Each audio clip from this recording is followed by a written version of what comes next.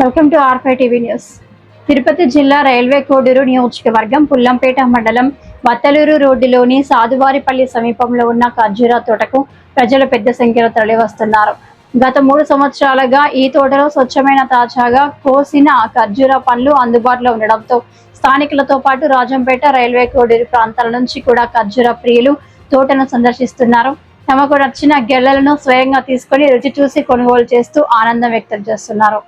తోట యజమాని తెలిపిన వివరాల ప్రకారం 6 సంవత్సరాల వయస్సు కలిగిన ఖర్జూర మొక్కలను తమిళనాడు రాష్ట్రంలోని సేలం నుంచి తెప్పించి నాటారు. ఒక్కో మొక్కకు సుమారు 12,000 రూపాయల వరకు ఖర్చు అయిందని, ప్రస్తుతం చెట్లకు దాదాపు 10 సంవత్సరాల వయస్సు ఉందని తెలిపారు. గత 3 సంవత్సరాలుగా మంచి దిగుబడి వస్తుందని, కొంత రాతి నేల ఉన్నప్పటికీ పండ్ల నాణ్యత, రుచి ఎంతో మెరుగ్గా ఉందని తెలిపారు. మొత్తం 80 ఖర్జూర మొక్కలను నాటామని, ఇప్పటికీ పెట్టుబడి పూర్తిగా తిరిగి రాలేదని రైతు పేర్కొన్నారు.